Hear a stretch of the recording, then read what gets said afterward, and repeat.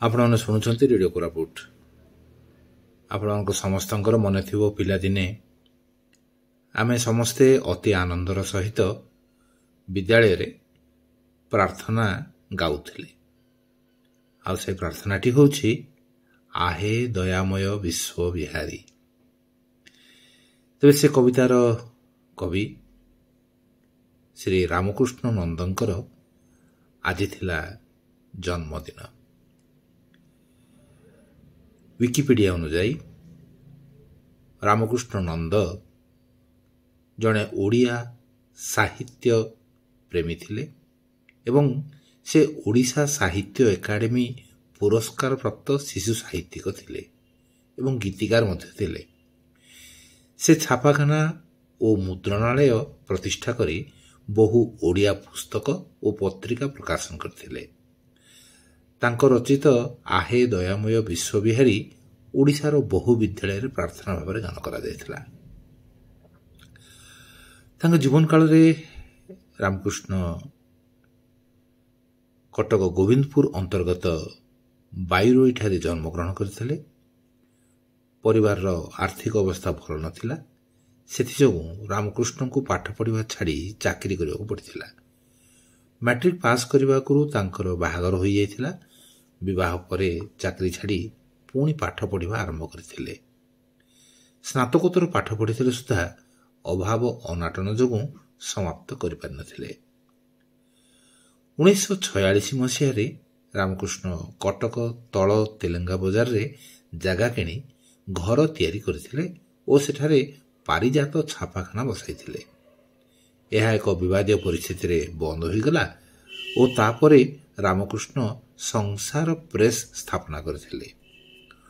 1951 ମସିହାରେ ଏହି ପ୍ରେସ୍ରୁ ସଂସାର ପତ୍ରିକା ପ୍ରକାଶନ ଆରମ୍ଭ କରାଗଲା।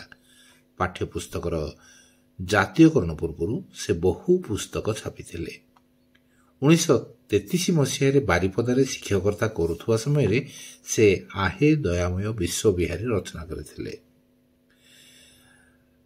ତାଙ୍କର ବହୁ ପ୍ରକାଶନ ରହିଛି, ବହୁ ରଚନା ସେ କରିଛନ୍ତି ଏବଂ 1977 ମସିହାରେ ଝୁମୁକା ତାଙ୍କର ଯେଉଁ କବିତା ସଂକଳନ, ସେ ସଂକଳନ ପାଇଁ ସେ ଓଡ଼ିଶା ସାହିତ୍ୟ ଏକାଡେମୀ ପୁରସ୍କାର ପାଇଥିଲେ ଏବଂ ଏହି ଝୁମୁକା କବିତା ସଂକଳନରୁ ଉଦ୍ଧୃତ କରାଯାଇଥିଲା ଏହି ଅମର ଭଜନଟି, ଅମର ଜଣାଣଟି ଆହେ ଦୟାମୟ ବିଶ୍ୱବିହାରୀ।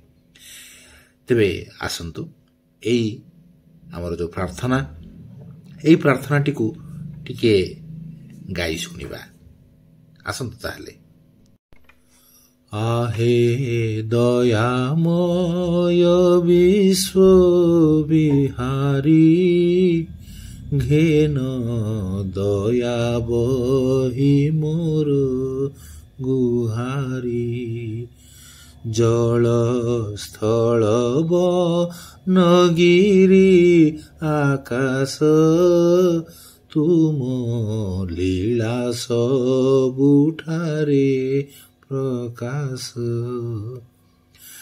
ତୁମେ ଶୁଭ ବୁଦ୍ଧି ପରା ଶିଖାଅ, ତୁମେ ଭଲ ବାଟ ପରା ଦେଖାଅ। ମୋର କାମକୁ କରାଅ ସରସ, ମୋର ମୁଖେ ଦିଅ ଚିର ହରସ। ତୁମ ଚରଣରେ ମୋର ଭକତି, ଦିଅ ବିପଦେ ସାହସ ଶକ୍ତି। କୂଟ କପଟ ସ୍ୱଭାବ ଯାହାର, ତାଙ୍କୁ ଦୂରୁ ମୁଁ କରଇ ଜୁହାର। ମୋତେ ନ ମିଶାଅ ତାଙ୍କ ସାଥିରେ, ସଦା ରଖ ସାଧୁ ଜନ କତିରେ।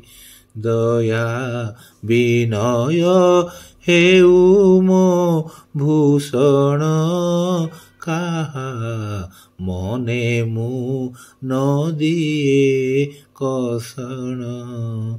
ଦୁଃଖୀ ଅରକ୍ଷିତ ସେବା କାରଣେ, ବଳ ଦିଅ ମୋର କର ଚରଣେ। ସତ କହିବାକୁ କିଆଁ ଡରିବି, ସତ କହି ପଛେ ମଲେ ମରିବି। ମୋତେ ଏତିକି ଶିଖାଅ ସାଇଁ ହେ, ମୋର ଧନ ଜନ ଲୋଡ଼ା ନାହିଁ ହେ। ତୁମେ ସବୁଠାରୁ ବଡ଼ ଠାକୁର, ସଦା ରହିବି ମୁଁ ତମ ପୟର। आहे दयामय विश्व बिहारी, घेन दया बोहि मोर गुहारी। कवि रामकृष्ण नंदଙ୍କ ପାଖରେ କୃତଜ୍ଞତା ଜଣାଇ ପୁଣି ଥରେ ରେଡ଼ିଓ କୋରାପୁଟର ସମସ୍ତ ଶ୍ରୋତାଙ୍କ ପାଖରେ ମଧ୍ୟ କୃତଜ୍ଞତା ଜଣାଇ ରହୁଛି ମୁଁ ସିଏଚ୍ ଶାନ୍ତାକାର ରେଡ଼ିଓ କୋରାପୁଟ ପାଇଁ। ନମସ୍କାର।